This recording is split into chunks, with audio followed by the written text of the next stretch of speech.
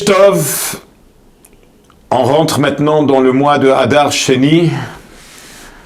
On clôture tout un livre de Torah qui est dans ce Shabbat, à tel point qu'on appelle ce Shabbat Chazak, car on va dire que Chazak, Venit Chazak, on se renforce dans la clôture de tout un livre de Torah.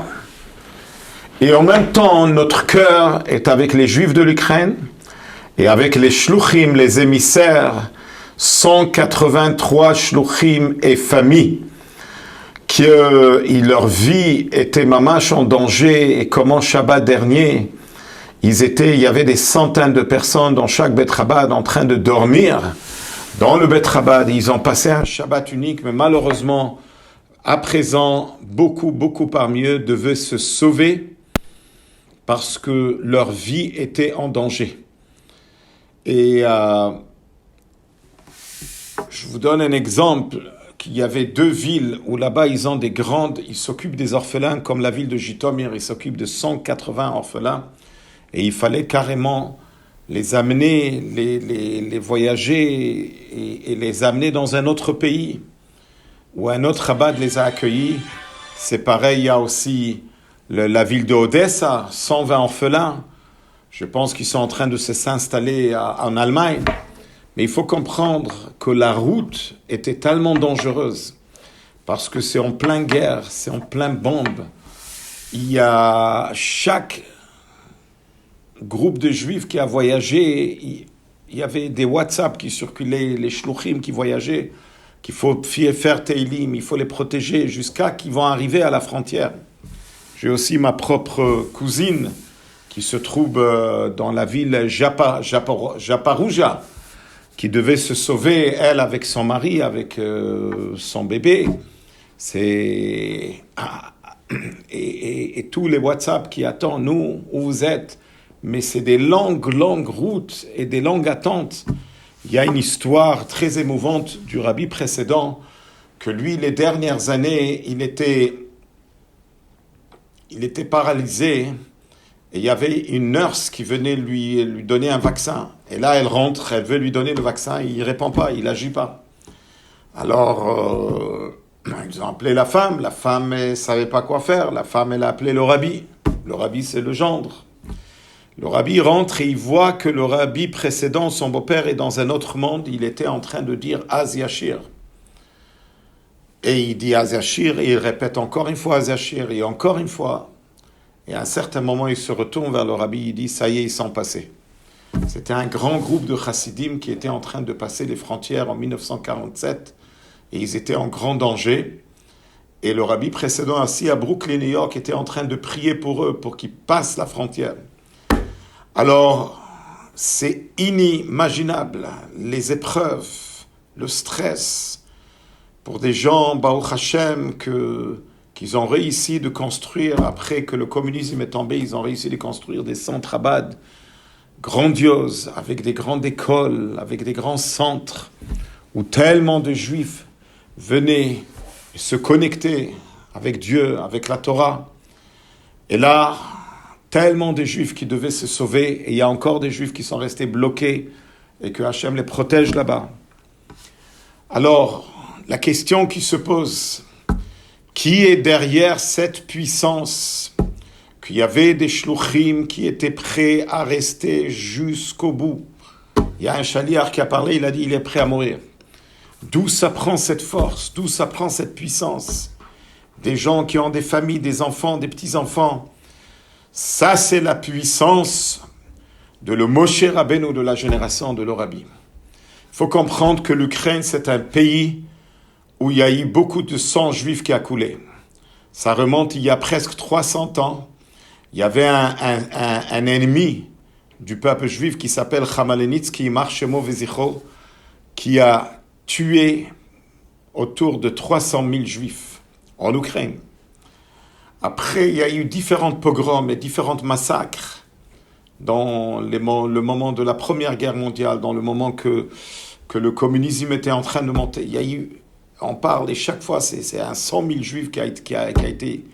Et n'en parlons pas de ce qui s'est passé à la Shoah, où il y a eu 1 600 000 juifs qui ont été tués en Ukraine.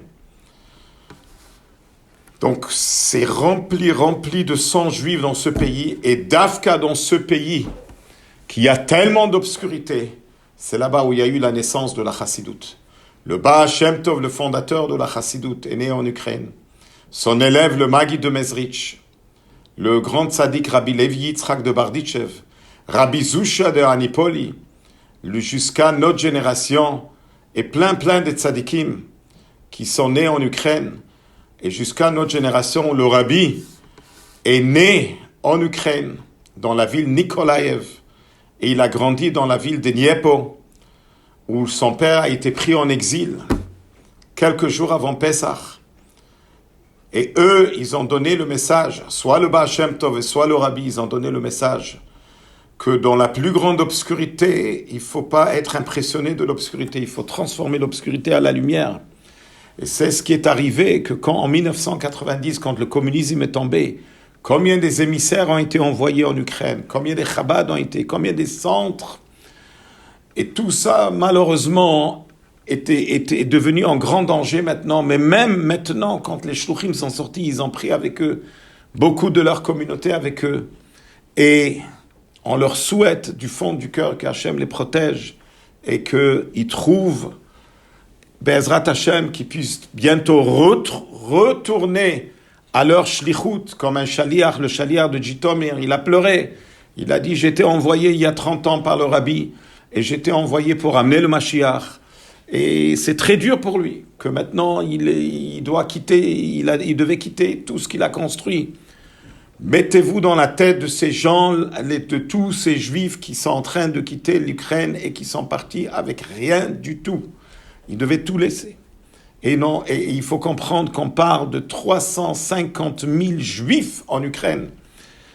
On ne sait pas encore les nombres, combien sont restés, ils sont en danger, et combien ont réussi à sortir. Mais jusqu'à quand je vous parle, il y a encore ceux qui sont en route et ils ont besoin des prières pour qu'on les protège. Et ça, c'est connecté avec la paracha de cette semaine, qu'on a construit le Mishkan, mais même après qu'on a construit le Mishkan, ils n'étaient pas capables de le mettre debout.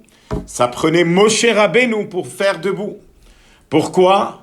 Explique le Rabbi dans une sikha, il dit parce que c'est Moshe Rabbeinu qui est capable d'amener la Shekhinah dans le Mishkan. Toi, de ton côté, tu dois tout faire de ton côté, mais après, qui c'est qui va te connecter avec Dieu? Comme c'est marqué sur Moshe Rabbeinu, Anochi Omed Ben Hashem ou Ben Echem, moi je suis debout entre Dieu et vous. C'est pareil aussi, dans chaque génération, il y a le Moshe Rabbeinu qui connecte le juif avec Dieu. Alors, la paracha de cette semaine qui clôture tout un livre, c'est un mini Simchat Torah. Alors, on se connecte avec le message. Voilà, regardez avec votre propres yeux 183 shluchim, des émissaires du Rabbi, qui étaient prêts à donner leur vie jusqu'au bout. Il y avait un shaliach qui a parlé. Il a la ville de Kiev. Il a dit qu'il n'a pas peur de mourir. Il est là pour les Juifs. Mais maintenant, c'est l'armée ukrainienne qui lui a dit que c'est sa dernière chance de sortir. Et après, c'est fini. On voit qu'ils sont en train de tuer des civils. Ils sont en train de tout détruire. Donc, j'ai vu qu'il est en train de quitter. Mais cette puissance, d'où ça vient? Comme il a dit la personne de la télé israélienne, il a demandé au shaliach du Rabbi, « Toi, tu encourages tout le monde, mais qui c'est qui t'encourage à toi ?» Il a répondu, « Je suis un shaliach du Rabbi. » C'est pour cela que c'est important de se connecter, de s'attacher au Moshe Rabbeinu de la génération, parce qu'il donne une puissance, une émouna, pour se connecter encore plus fort avec Dieu. Et bien, Ezrat Hashem, tout ce balagan qui est en train de se passer maintenant, il faut que chacun et chacune de nous ouvre les yeux et regarde que c'est seulement, c'est un balagan comme c'est marqué dans la Gemara, qu'il y a un balagan qui est en train d'arriver juste avant l'arrivée de Mashiach. C'est marqué qu'il y aura une année de Shemitah, où là-bas il y aura des guerres, et tout de suite après ça va déclencher l'arrivée de Mashiach. Souhaitons que c'est ça qui est en train d'arriver maintenant. Ce sont des étapes de contraction, juste avant l'arrivée de Mashiach, et que nous tous on se renforce avec des prières très fortes du fond du cœur à Dieu, Ad matai, jusqu'à quand cet exil? Jusqu'à quand voir encore tellement de Juifs qui sont partis en exil cette semaine? Et que Akadosh Baruch Hu protège ces Juifs et qu'on sort de cet exil amer et qu'on s'en va vers l'arrivée de Mashiach Tzidkenu Bekarov Mamash. Shabbat Shalom.